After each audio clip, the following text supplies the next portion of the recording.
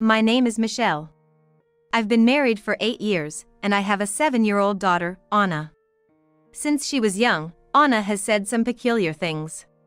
She would talk to someone when no one was there, or suddenly start crying, claiming there was a stranger in the house. I believed this child had some kind of special power. But my husband, Kyle, seemed to have a strong aversion to Anna's behavior. When Anna suddenly said, "The lady next door is gonna pass away," and the next day there was a funeral, Kyle would say, "Why is she so creepy?" Kyle has been having an affair for 4 years. Of course, I knew about it, and at one point, I even considered divorce. But with a child in the picture, walking away from a marriage isn't that simple. No matter what kind of father he is, he's still the only dad Anna has, and I can't just take that away from her. Then, one day, Kyle said he was going on a business trip. His clothes and belongings did seem to suggest a business trip. But watching his excitement made me think it was not just about business. This man, using the business trip as a cover to go on a vacation with his mistress. Honestly, I couldn't care less at this point whether he goes on a trip with his mistress or not. In my eyes, that's all he is worth now. But this time was different. "Dad, meeting with that woman, that place is gonna be hell," Anna said out of the blue, as Kyle was preparing to leave. "What the heck? Why do you always say such creepy stuff? Hey! You're supposed to be at home, being properly educated. Isn't this a failure in parenting?" "I'm sorry. But she sees something." "So what if she sees something? How am I supposed to feel about leaving for a trip when she says stuff like this?" "Then you shouldn't meet the woman, should you?" "What? What I do is my business. You can't survive without me, so don't say anything unnecessary." "So be it. Do whatever you want. I'm sorry. Have a safe trip." Anna says it's going to be a disaster, but with a husband like that, there's nothing I can do to stop him. "Why does she have to be so disturbingly creepy?" Kyle glared at Anna and left the house. He's her father, but does he really need to go that far? Why does she have to be hated so much? Despite him being the worst, doing what he's doing. But I somewhat understand why Kyle reacts that way. It's because Anna accidentally exposed his affair. Suddenly, little Anna said to me, "Mom, Dad has another woman." "What? What are you talking about?" "He's really close with this woman."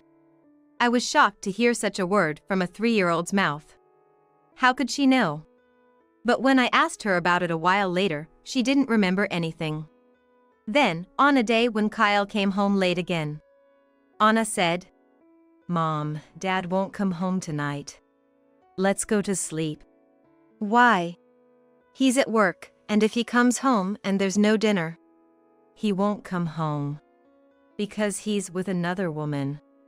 Having been told this twice made me suspicious, so I managed to check Kyle's phone. There, I found unbelievable exchanges between him and another woman. When I confronted him with the photos, at first, he denied everything, but eventually, he admitted and asked how I found out. Anna told me. "Seriously?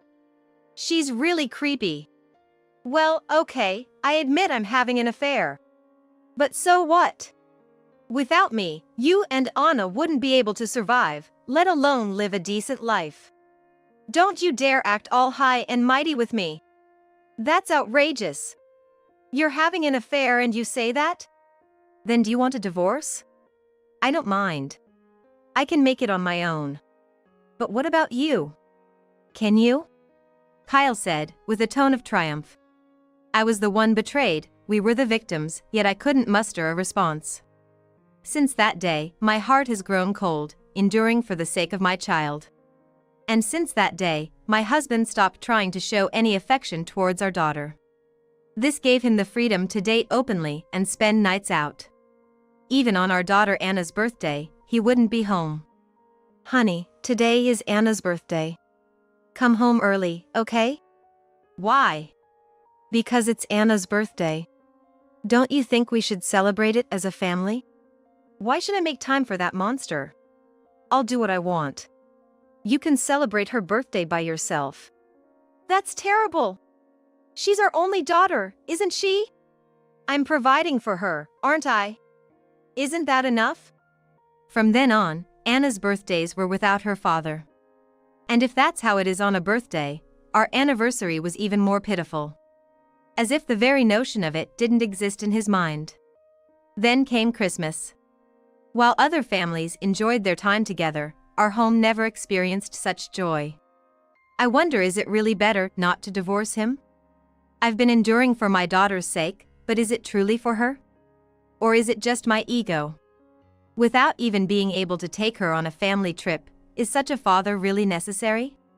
No matter how much I ponder, no answer comes, and 3 days pass. I didn't want to show my daughter a sad face, so I tried to be as cheerful as possible. That's when my husband called.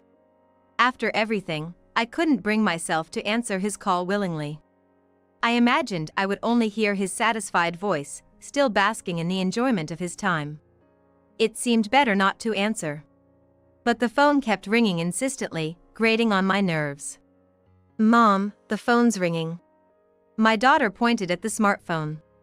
"It's Dad." "I see." I couldn't not answer it after my daughter told me so. I sighed softly and picked up the phone. "Hello." "Oh, you answered. What were you doing?" His voice sounded unusually irritated and anxious. "When I'm in trouble, you should answer the phone right away." "I don't know anything about your troubles." "What's wrong?" "Listen, I'm in a huge mess. Help me out." The husband, supposed to be with his mistress, was in trouble. What could possibly be the trouble? I sighed again. My daughter asked, "Where is Dad, I wonder?" She must have heard his voice from the phone. "Where are you? Still on your business trip?" "No, not that. I came back from the trip and I'm at her place." So it was a trip under the guise of business after all. "And you're in such a happy situation, so what's the trouble?" "Stop with the sarcasm." He knows it's sarcasm, at least. "All right, I'll listen properly. But what do you need help with?" "I found out she has a huge debt." "Why is that a problem?" Her debt should have nothing to do with him. Yet, why is he panicking? "She used my name as a guarantor for the debt. I just found out." "Oh, why would she do that?" "This is no laughing matter. My name was used." You have a high income, right? There's no need to panic or be scared. Plus, it's your beloved's debt. Just pay it off for her. "That's not funny. Do you think I have that kind of money? Plus, being made a guarantor without my consent, I've never heard of such a thing." "Then, you should talk to her about it, right?" "Why are you telling me?" "It's none of my business." "Well, that's true, but..." "And you're the guarantor because you signed, right?" "I don't remember signing anything." "If you don't remember signing, how did it happen?" "You can't be made a guarantor without signing." "That's what's so strange." "Don't you have any idea how it could have happened?" "An idea?" He went silent, apparently having an epiphany. "That's it. That time." "Which time?" "About half a year ago, we were drinking together. I was really drunk and getting sleepy, but she pulled out some documents and asked me to sign." "Yes, that must have been it. Those were the guarantor documents." "You should have checked before signing anything." "I didn't check because I was too sleepy." "So, you trusted her word and thought it would be okay?" "Yeah, that's about it." "Well, then that's fine, isn't it? You trusted her and signed to become her guarantor. The problem should be solved." "How is it solved? Why are you so calm when I'm in trouble?" "Well, it's not my problem. It's between you and your mistress, isn't it? If it were our family's problem, I'd be panicking, but it has nothing to do with our family." "It has everything to do with us." "Why?" "It might be your problem, but it has nothing to do with me." "Because I'm in trouble. I'm your husband. Why aren't you panicking when your husband is in trouble?" "Why?" "Well, why indeed?" "I'm asking you for help." "But how can I help you when you're at her place?" "If you need help, ask her." "That's why I'm telling you." He almost screams it like a cry of despair. But the more he panics, the calmer I feel, struggling to suppress my laughter. Let's solve this one step at a time, then. Where is she now? That's the thing, she's not here. Not there? But you two went on a trip together, right? Yes, that's right. We went on a trip together. Then last night, we came back. Last night? So, you came back but didn't return here, you went to her place? Yeah, exactly. What's wrong with that? It's like that's your real home. If I don't feel like coming back here, what can I do? It's more fun to be with her. Then he shouldn't be calling me. I see. So, you came back with her, and then what happened? We got back, and she said she'd go buy some beer. I was planning to wait for her, but I was tired and fell asleep. I see. You've had a hard time. But then, she didn't come back even in the morning. I was worried she might have had an accident or something. Is he calling his wife to brag about his affairs? I sigh again. You should go look for her. No, it's not like that. I tried calling her, texting her, but she didn't come back. I was wondering where she could have gone when the doorbell rang. It was a debt collector. Finally, getting to the main point. I was scared of that debt collector. He even changed his tone of voice, explaining clearly and in detail. Who are you? That's my line. I'm Nathan. I'm Kyle. Oh, Kyle? Which Kyle? Kyle Smith. Kyle Smith? The man smirked. So, you're that woman's guy. Yeah, that's right. My husband declared proudly, not expecting the debt collector, asserting he was her boyfriend. Then the man smirked again. All right then. Where's the woman? Why should I tell you that? True, but we've been trying to contact her for a long time. No response at all. With that much debt, I guess she'd want to run away, right? You'd think so too, wouldn't you? What? What are you talking about? Then the man showed a document labeled IOU, showing it to my husband. This woman owes us $60,000. But she's not paying it all. $60,000, huh? Oh, judging by your reaction, you can pay that amount? Just like a guarantor. Guarantor? Yeah, look here, he said, pointing to the guarantor section of the document. My husband's name was clearly written there. Not as a cosigner, but as a guarantor. What is this? We can't get in touch with that woman. So, you have to pay for it. Right, Mr. Sato? It's not a big deal for you, right? Then, with the ballooned interest, it's $160,000. Let's settle this quickly. That much? $160,000? It's not $200,000, it's not a big deal, right? Well, $160,000 is impossible. You just said that. $60,000 would be manageable, but $160,000 is. I don't care. If you can't pay, we'll have to make you swim in the Hudson River. If you don't like that, figure something out by tomorrow. We know your address and your workplace. There's no escaping. I'll consult with her. It'd be nice if that woman comes back. But she probably won't. And then he left, just like that. He's got unnecessary acting skills, doesn't he? Just pay and it'll all be over. So help me out. It's $60,000, right? You have that kind of money. It's in your account, so just withdraw it from there. I can't withdraw from your account anyway. That's what I'm saying. Weren't you listening? The $60,000 was the borrowed amount, and now with interest, it's ballooned to $160,000. Please don't yell. I wasn't listening on purpose, can't help it. If I could pay for it myself, I wouldn't be contacting you. Why can't you understand that? Is that so? My husband yelled further, berating me as if fighting off fear. Then my daughter's words came back to me. Meeting her is hell. Indeed, it seems like the beginning of hell. You have some money, right?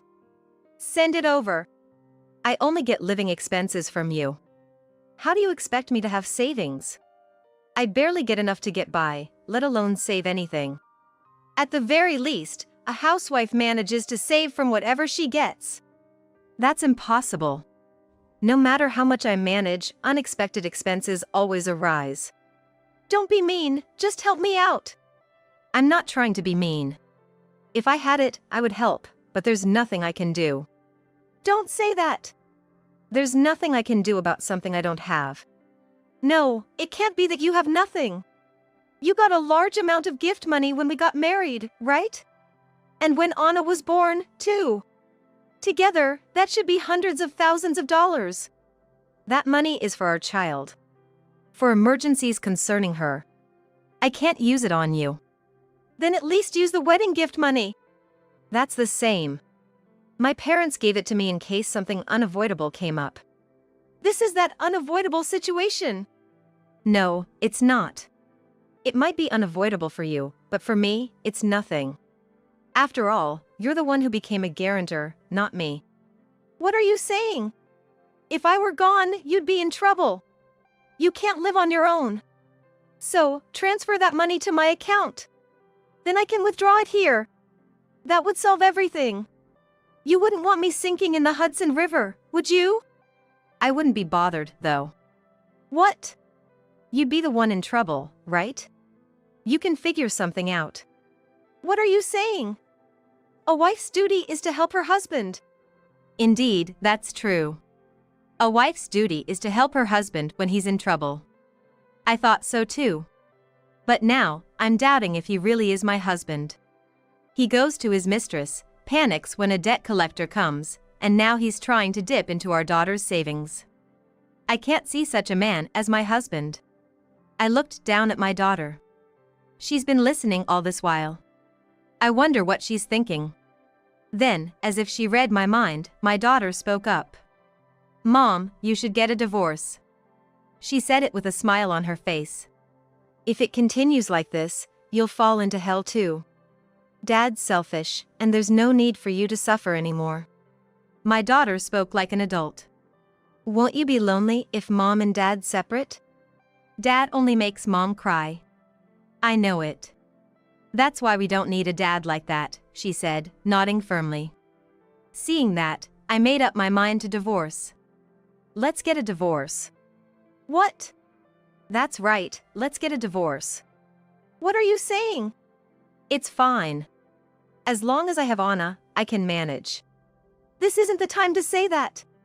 Now is exactly the time to say it. I've had enough of you. What do you mean you've had enough? We shouldn't be talking about this now. Maybe not for you, but for me, now is the right time. I've endured your tyranny for our child's sake until now. But now, Anna said it's better to divorce. That's why I can decide on divorce.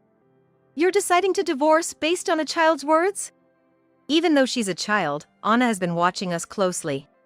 She knew I've been crying because of you, though you never realized. I'm not going to divorce. I won't allow a divorce. Why? You've been having an affair and doing whatever you want. It wouldn't matter if we split up, right? Besides, if we divorce, you won't have to provide for us anymore. With you, it's marriage only in name, and you don't even seem to love your child, so divorcing shouldn't be a problem. No, it's not like that. I have a reputation to maintain. My company doesn't approve of divorce. Whatever your company thinks is irrelevant to me. If you absolutely refuse to agree to a divorce, I'll hire a lawyer. You can discuss it with them. You shouldn't have the money for that. Do you know how much a lawyer costs? It's not an amount you can afford. Don't worry. I have the gift my parents gave me when we got married. If there's ever a time to use it, it's now. Using it for something like this is ridiculous. You should be using it for me. I've been providing for you all this time. Providing is your duty as a husband and father. As for that money, it was given to me, so how I use it is up to me. Wait, let's be rational. What will happen to our daughter if we divorce? Do you intend to make her a child without a father? That would be cruel. I've already told you, Anna said it would be better to divorce. She said continuing like this would drag me down to hell too. That's ridiculous. How long are you going to believe such childish talk? You didn't believe it, met with your mistress, and fell into hell anyway. Well, being made a guarantor, you were in hell without meeting her. What kind of power do you think those words have? Who knows? But believing might change something. Ridiculous. Deciding to divorce based on a child's words. How foolish can you be? It's not that I decided based on her words alone, but that her words gave me the push I needed.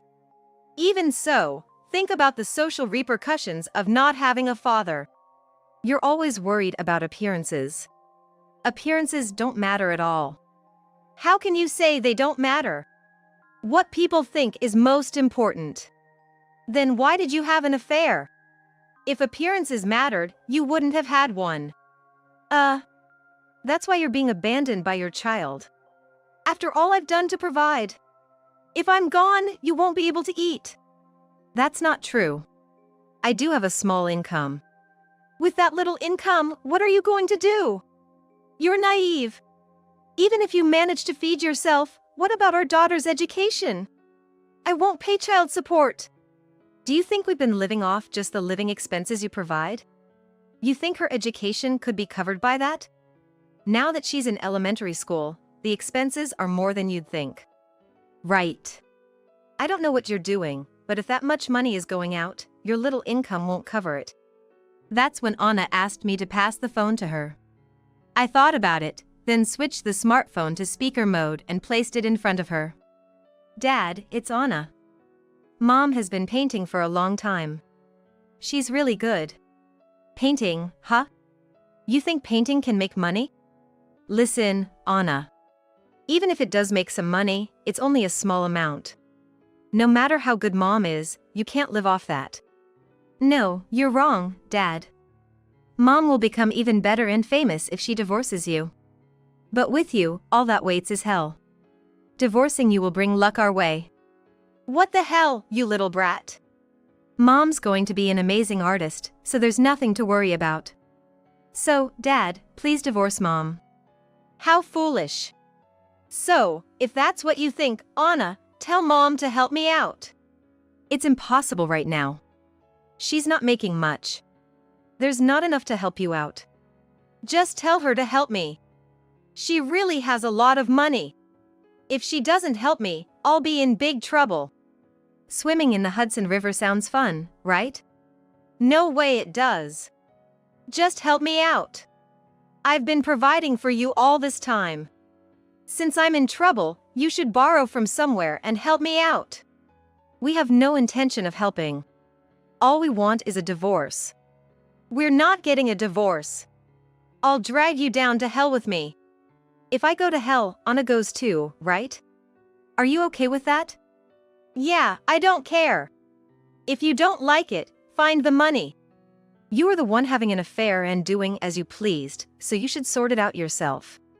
I'm not involved. And I won't hand over our daughter to you. I'll be taking her. What? If you had listened to our daughter and avoided meeting your mistress, maybe our future could have been different.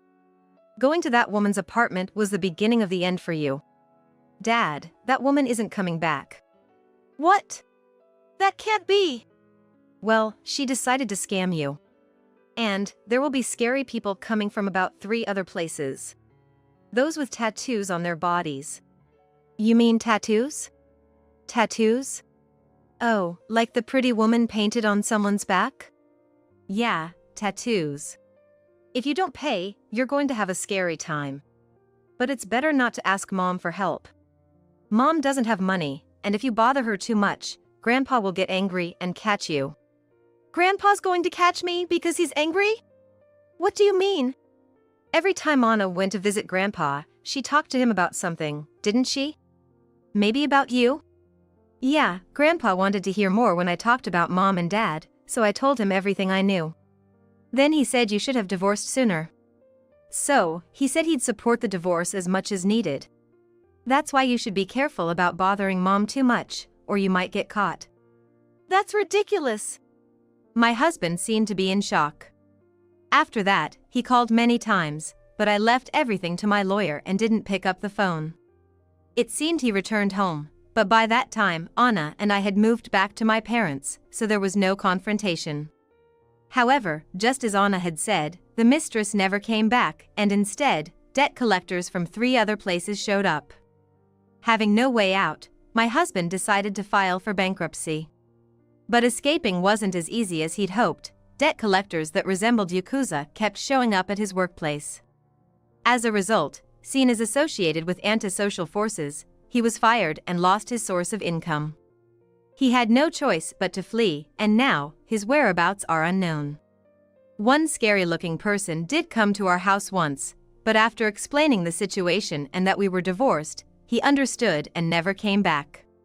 One day, Anna said, "Dad's woman, well, she got married to another man far away."